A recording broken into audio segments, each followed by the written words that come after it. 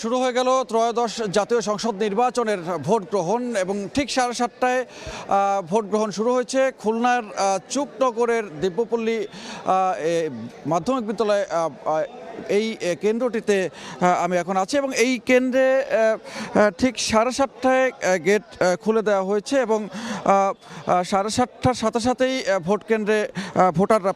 প্রবেশ করেছেন এবং এই কেন্দ্রেই ভোট দেবেন কৃষ্ণনন্দী, জামাতে ইসলামের একমাত্র হিন্দু প্রার্থী কৃষ্ণনন্দী, তিনি ভোট দেবেন এই কেন্দ্রে, যার ফলে এখানে বেশ একটি কড়া নিরাপত্তা ব্যবস্থা এবং ভোটারের উপস্থিতিও একদম শুরু থেকেই বেশ লক্ষ্য করা যাচ্ছে। যদিও এই আসনটি খুলনা 5 আসন এবং এই আসনেও জামাতের যে প্রার্থী আছেন গোলাম পারোয়ার, তার আসন এই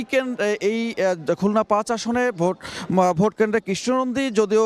খুলনা 1 আসনের প্রার্থী, তিনি তার ভোটার হচ্ছেন খুলনা 5 আসনের এবং এই দিব্যপল্লী মাঠে এখানে সুশৃঙ্খলভাবেই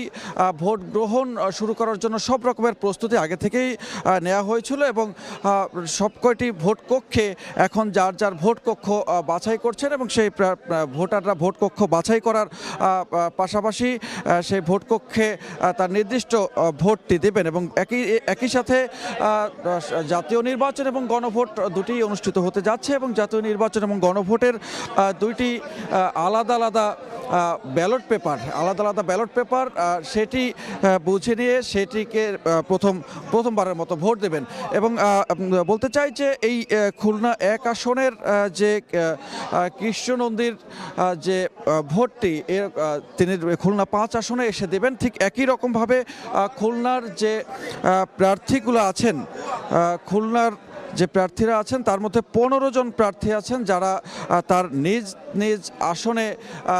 ভোট দিতে পারছেন না, অর্থাৎ তাদের অন্য কেন্দ্রে এবং অন্য আসনে ভোট এবং অন্য আসনে ভোট থাকায় তারা তাদের নিজ নিজ আসনে ভিন্ন ভিন্ন আসনে ভোট দিতে হবে এবং হেভিওয়েট প্রার্থী আছে খুলনায় এবং খুলনার যে 6টি আসন রয়েছে 6টি আসনের মধ্যে বিএনপির বেশ কয়েকজন হেভিওয়েট প্রার্থী যেমন আছেন আজিজুল বারী হেলাল, আলিয়াসগর লবি, এর পাশাপাশি জামাত ইসলামেরও হেভিওয়েট প্রার্থী আছেন এবং কৃষ্ণনন্দীর যে আসনটি আছে খুলনা 1, এই আসনেও তিনি হেভিওয়েট প্রার্থীর সাথেই লড়বেন এবং খুলনা 5 আসনে গোলাম পারোয়ারের আসনেও তিনি হেভিওয়েট প্রার্থীর সাথে লড়বেন এবং এই আসনগুলোতে একই সাথে ভোট গ্রহণ অনুষ্ঠিত হবে সবগুলো কেন্দ্রেই। সারা বাংলাদেশের মতোই 1 ঘন্টা বাড়িয়ে দেওয়া হয়েছে, অর্থাৎ সকাল 7:30টায় শুরু হয়ে